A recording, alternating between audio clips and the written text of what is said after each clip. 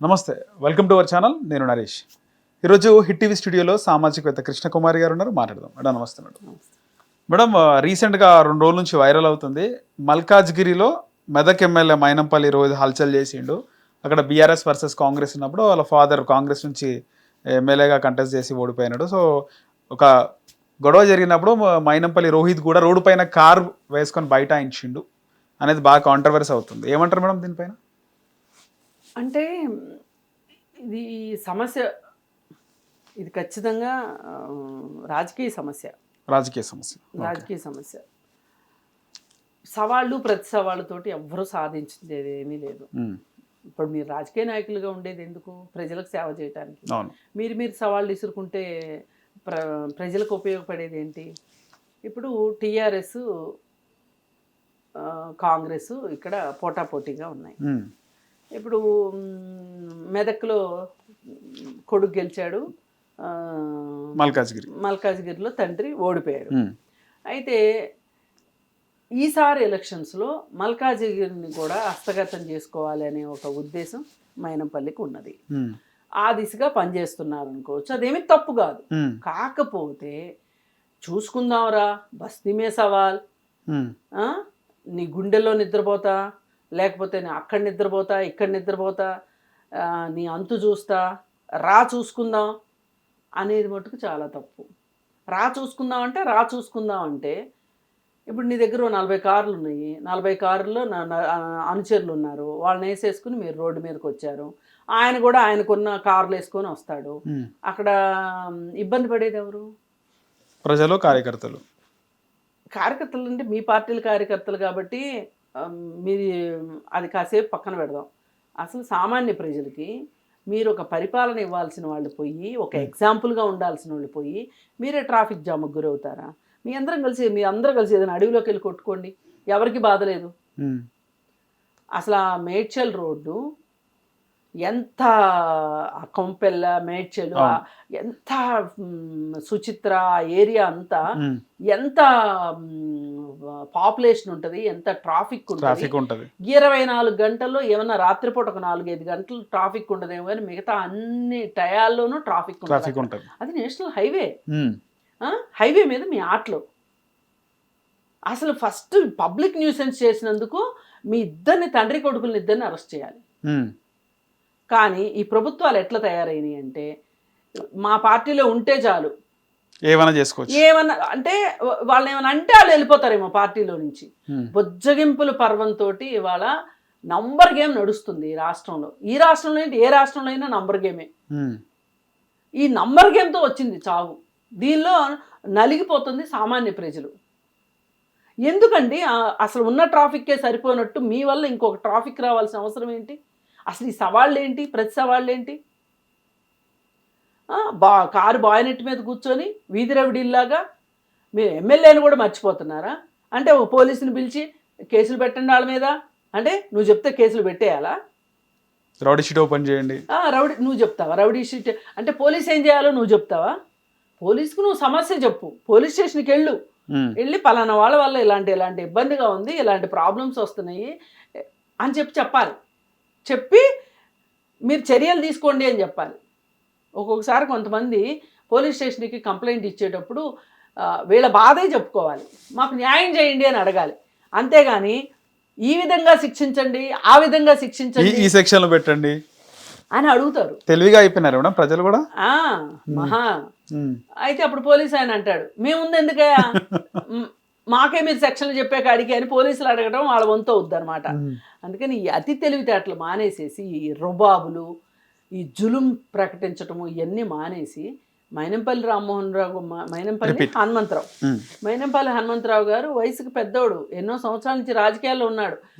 తెలుగుదేశం నుంచి రాజకీయాల్లో ఉన్నాడు, తర్వాత టీఆర్ఎస్లోకి వెళ్ళాడు, ఇప్పుడు కాంగ్రెస్లోకి వెళ్ళాడు. ఆయన స్వతహాగా స్థితిమంతుడు. ఆ దర్జాను, ఆ ధీమా ఆయనలో బాగా కనిపిస్తున్నాయి. మళ్ళీ పైగా ఈ యువరాజు గారికి ఇంకా ఎక్కువగా ఉన్నట్టుంది. ఇది నడవదండి, ఇవాళ ప్రజాస్వామ్యంలో ఉన్నాం మనము. ఇంత సోషల్ మీడియా వచ్చిన తర్వాత మీరు ఏ వెర్రిమొర్రి వేషాలు వేసినా సరే క్షణాల్లో సోషల్ మీడియాలోకి వెళ్ళిపోతుంది. ప్రత్యర్థి పార్టీలకి మీరు ఆహారం ఇచ్చిన వాళ్ళు అవుతున్నారు. అస్త్రం ఇచ్చిన వాళ్ళు అవుతున్నారు. మీ వల్ల మీరు ఏ పార్టీలో అయితే గెలిచారో ఆ పార్టీకి నష్టం వచ్చేలాగా ఉంది. అది ఎందుకు ఆలోచించరు మీరు అసలు? పైగా అధికార పార్టీ ఇప్పుడు అధికార పార్టీ ఇవాళ జనాలకి ఇచ్చిన హామీల్ని ఎట్లా చేయాలా, ఎలా పరిపాలన అందించాలా అని చెప్పి వాళ్ళు తలలు బద్దలు కొట్టుకుని తలమునకలై వాళ్ళ కష్టాలు వాళ్ళ బాధలు వాళ్ళు పడుతున్నారు. ఇప్పుడు హామీలు 6 హామీలు అన్నారు ఎలక్షన్స్ ముందు. చెప్పారు వాళ్ళు, మేము ఒకేసారి 6 హామీలు చేయలేము, నెమ్మదిగా చేస్తామని చెప్పి చేసుకుంటూ వెళ్తున్నారు. ఈలోపు బీఆర్ఎస్ వాళ్ళు పాట పాడుకుంటూ వచ్చారు. ఏంటిది ఇంకా ఎప్పుడు ఇస్తారు, ఇవన్నీ ఒట్టి మాటలేనా, ఇన్ని గాలి మాటలేనా, ఇవన్నీ మాట్లాడారు. సరే, వాళ్ళు ఒక్కొక్కటి కష్టమో నష్టమో చేసుకుంటూ వస్తూ ఉంటే వాళ్ళని చేసుకోనివ్వకోకుండా ఇవాళ ఖాళీ ఖజానా అట్టిపెట్టి అన్నీ చేసి వీళ్ళు ఎప్పుడు చేతకాకుండా అయిపోతారా, ఎప్పుడు చేయకుండా అయిపోతారా, దాని నుంచి మనము ఎదుగుదాము అని వాళ్ళు చూస్తున్న టైంలో అధికార పార్టీ వాళ్ళు ఈరోజు ఇట్లా సీఎంకో మంత్రులకో తలనొప్పిగా మారితే ఎట్లా? ఇప్పుడు నేను అడుగుతున్నానండి సూటిగా, ఒక ఎమ్మెల్యేవి నువ్వు, నీకు బరువు బాధ్యతలు లేవు, నీకు రూల్స్ రెగ్యులేషన్స్ నీకు తెలియవు, లా అండ్ ఆర్డర్ కాపాడాల్సిన బాధ్యత నియోజకవర్గం కూడా ఉంది అక్కడ పక్కన. అదే నీకు లా అండ్ ఆర్డర్ పాటించాల్సిన అవసరం నీకు లేదు. అట్లాంటిది నువ్వే తలనొప్పి అయితే ఎట్లా? పోలీసులకి ఇదే పనే? పైగా సామాన్య జనాలు, వాళ్ళకి మీరు ఏం చేస్తున్నారో తెలియట్లేదు కానీ వాళ్ళ సమస్యలు వాళ్ళకు ఉంటే మీరు మళ్ళీ అదనంగా ట్రాఫిక్ జాము, పైగా జులుం చేయటం. ఇప్పుడు ఆ ఎదురతను రాధాకృష్ణ అన్న అతను నువ్వు నన్నేమీ చేయలేవు అని మాట్లాడుతున్నాడు. వీళ్ళు ఏం చేసుకుంటారు, వాళ్ళని ఏం చేసుకుంటారు అనేది ఇక్కడ మన ప్రశ్న కాదు. మీ అధికారంలో ఉన్న వాళ్ళు ఎంతో కొంత సంయమనం పాటించాల్సిందే. మీరు పెత్తనం చేస్తానంటే కుదరదు, జులుం చేస్తానంటే కుదరదు.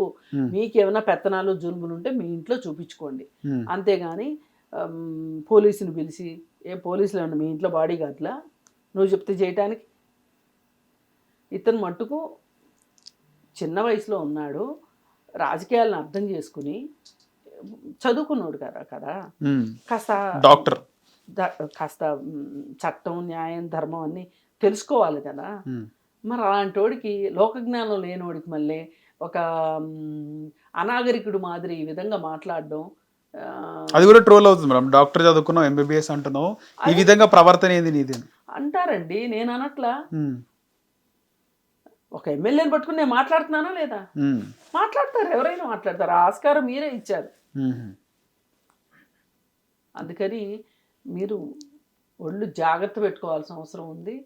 అధికారానికి వన్ని తెచ్చేలాగా ఉండండి కానీ అబాస్పాలు అయ్యేటట్లు.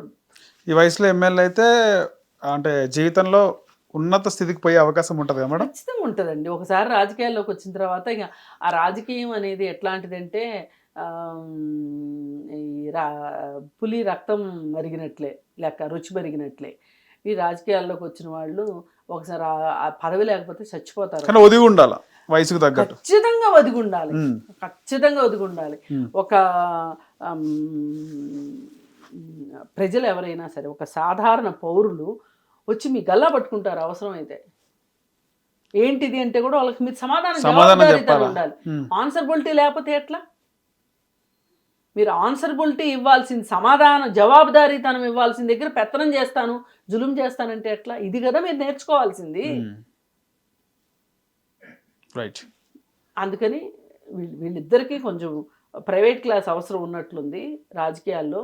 ఎట్లా ఎవరున్నా సరే అధికార పార్టీకి మటుకు తలనొప్పులుగా మీరు మారొద్దు, అబాస్పాలు కావద్దు అని చెప్తారు. రైట్ మేడం, ధన్యవాదాలు. హిట్ టీవీ యాప్, ఇందులో short news, live news, entertainment shows, movies, digital magazines తో పాటు మీ జిల్లా వార్తలను కూడా ఫ్రీగా చూడొచ్చు.